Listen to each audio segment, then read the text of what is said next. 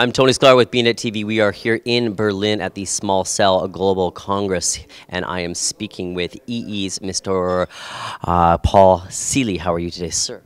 I'm very well, thank you. And how are you? Very well, thank you very much. I appreciate that. Thanks for coming on the show. And for all the people out there in bnetTV land, why don't you give us a brief overview of what EE is and what you're doing here at the Small Cell Global Congress? So EE is a new mobile operator in the UK. We launched LTD today, so that's really exciting. And I am here to learn more about small cells and how the ecosystem is developing.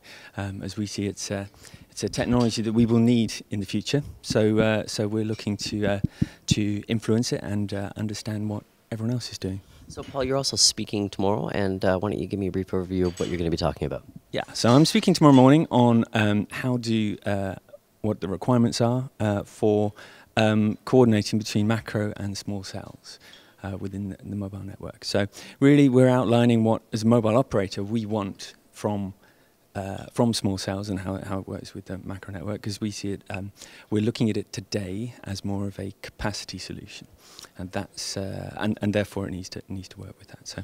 You know, out of everybody that I had a chance to speak with here today, I would say 50% of them have said, hey, you know, we're going to see some deployment here within the next short while. And some of the other individuals have said, well, you know, I don't think that we're going to see some mass deployment, you know, at least for a few years, because, you know, we've got some challenges that exist and we'll have to get over those first before we see any sense of scale. So I'd say it's probably pretty unclear, as you've just outlined. There's and that's partially why we're here, is just to see how mature this is. The more mature, and we need to get the costs to a point where it really makes sense for small cell deployment, because the alternative is to continue with traditional network deployment. So the costs need to be the right place, and we need to, as an industry, get together and make sure that we develop the right solutions at the right cost that solve the problems that we've got in front of us. So let's talk a little bit about those costs and the challenges within those costs. Where are some of the components that you think need to come down in price before you can see some sense of scale? Well, as mentioned this morning, I think it was the gentleman from Sprint, Dan Sershan? Yes, correct. And he was talking about that and suggesting that the microwave costs are currently pretty high. And similarly, Zhongrong Lui from DT, he also mentioned that as well. I think he's the target. We've got the same pretty much target as they have, as in 10% of the cost of a macro, and he said currently it's at 20%, and they outlined. So I think in the backhaul, and then you've got the infrastructure. There's some questions about the way that we acquire sites and so on, and so we'll have to see what the costs there are. But that's very city specific, even council specific within the city. So Zhongrong and I talked a little bit about the idea of unlicensed spectrum versus licensed spectrum, and how right now we've got a lot more unlicensed spectrum via Wi-Fi, and that pendulum is inevitably going to swing quite soon to the other side. We're going to have more capacity on the licensed spectrum side. Do you think that'll help the situation? As in, we will have more spectrum available. Yes.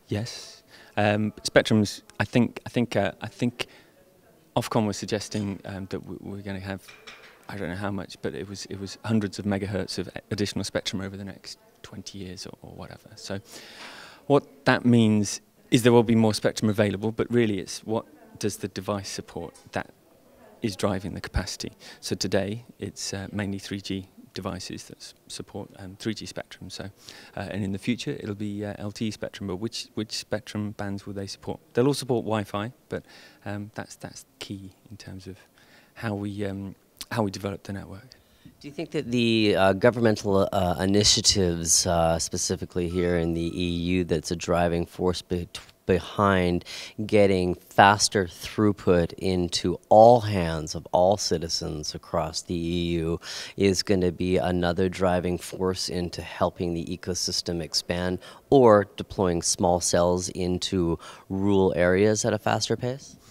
I'm not sure. In the UK, you can see there's the two trends, both of which you mentioned, as in there's a trend, the smart cities work, which is looking at investing to get super fast access in certain cities. That's driving the councils to look at and city councils to look at look at certain options. So that's helping to a certain extent. We're having conversations, obviously, as everyone would. And the other option is in rural areas, and there I think again in the UK there's a piece of work. I think the MIP Mobile Infrastructure Programme, and that's looking at more macro deployments. Finally, Paul, why is it important to be involved with conferences like the Small Cell Global Congress? It's a really good opportunity for us to see who's important in the who's important, to see the important people in the ecosystem, probably to a certain extent to see who is important, and see how things are developing, so that we can make sure that our network strategies over time follow the right horse, as it were.